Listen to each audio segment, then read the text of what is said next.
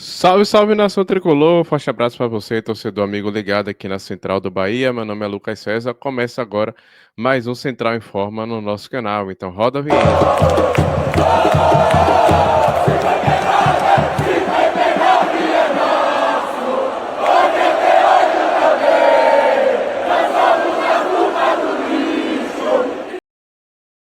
Um forte abraço para você, torcedor amigo ligado aqui na Central do Bahia. Meu nome é Lucas César. Começa agora mais um Central em Forma no nosso canal. Aquele velho recado de sempre.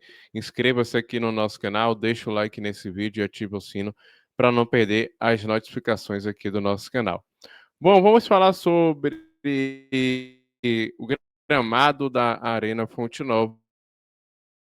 Passou, né, por reformas recentemente e crítica, né, em relação à Arena Fonte Nova, né, o porquê, né, desse gramado tão ruim, né, que foi o gramado do jogo contra a equipe do Palmeiras, né, que foi a repercussão aí nacional sobre o gramado, né, mas a gente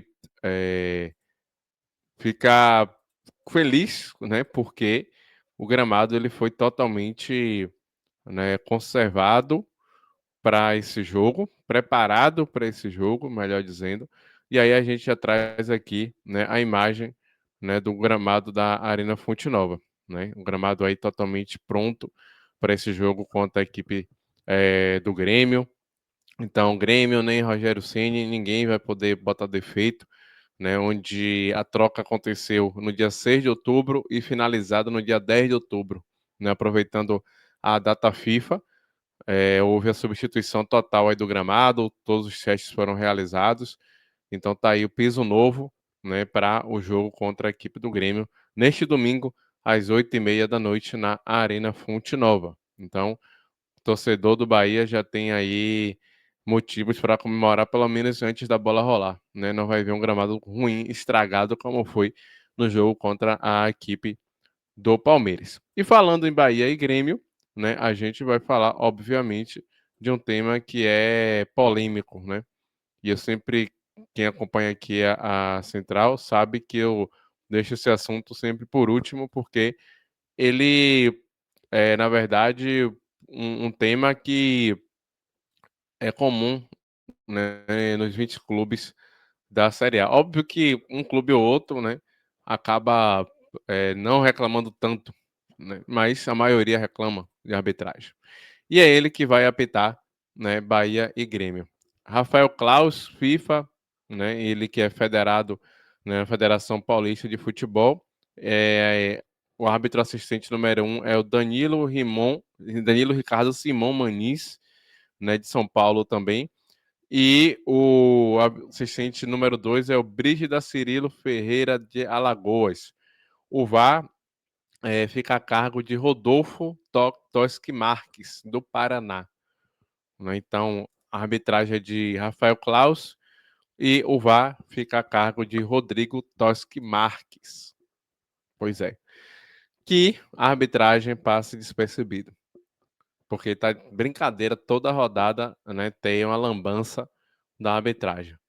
Qualquer clube hoje reclama porque é um tema que realmente é complicado a gente não falar de arbitragem, né? E não falar de arbitragem é difícil. Todo mundo reclama e tá aí o Klaus, né, que vai ser o árbitro, né, da partida. Bom, em relação à equipe do Grêmio, né, o Grêmio ele tem alguns desfalques, né, e eu vou trazer aqui, né, e na verdade a imagem de pelo menos um deles, né, e aí eu vou puxar aqui a lista, né, que é um assunto que nos interessa, obviamente, né. O Grêmio que vem com desfalques, vem com retornos também, né, e a gente traz aqui a imagem aí do Arthur, né. O Arthur ele, tá fora do jogo contra a equipe do Bahia, assim como o Alisson, né. O Alisson que é um atacante, né, jovem da equipe do Grêmio, e os jogadores não foram relacionados, perdão, pelo Mano Menezes. Então, eles não vêm a Salvador, né? Tá aí o Arthur, o Alisson tá fora. E tem outra, uma lista maior, né? O goleiro Thiago Volpe, o William, Vila Sante, Brat White, Balbuena e Dodge, né? Então, esses são os desfalques da equipe do Grêmio para esse jogo contra a equipe do Bahia. O Alisson era tido como dúvida, mas como eu acabei, né, de falar aqui, né, o Alisson ele realmente foi confirmado como uma ausência, né, do jogo contra a equipe do Bahia.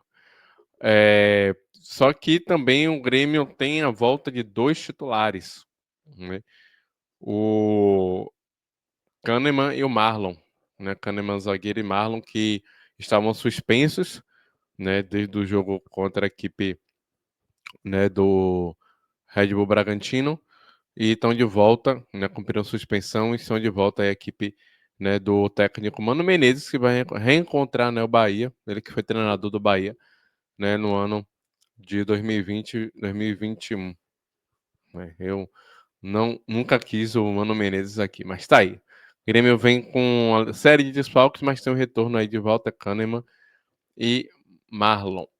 E aí eu quero saber de você, amigo torcedor, realmente são desfalques que chamam a atenção, né? Se realmente pode ter alguma facilidade, né, para o Bahia. Eu acredito que nunca tem facilidade, né? Pelo contrário.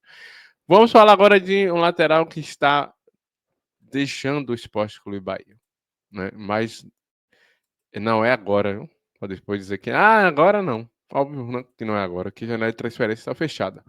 Santiago Arias, né, não deve renovar com o Bahia. Um jogador aí que tem seu contrato se encerrando no final da temporada. Não haverá nenhuma manifestação de interesse do Bahia para renovar com o atleta. Inclusive, já tem especulação de o Bahia estar de olho em um lateral argentino, né? Mas só na base da especulação mesmo, até o momento. E o Arias, ele não vai renovar não por conta do que aconteceu no Bavi, né? Da imprudência dele no lance do pênalti.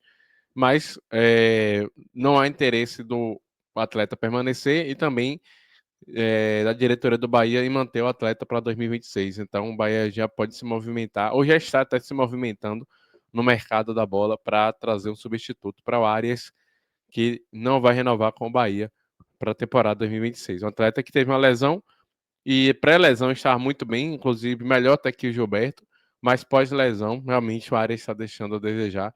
E eu só desejo boa sorte, né? Obrigado pelos serviços prestados, hein? Boa sorte no seu próximo clube aí, né? O Santiago Arias. Bom, o Bahia que vive aí um período, na verdade, perdão, um período assim muito complicado em relação a atletas que estão no departamento médico, né? A gente vê isso reflexo no clássico Bavi, que a gente não tinha o Everton Ribeiro, né? Nosso craque, camisa 10, né? Cara que organiza muito, né? O setor de meio de campo do Bahia. Sem dúvida, se estivesse no Bavi, ajudaria bastante, né? O Bahia não tem esse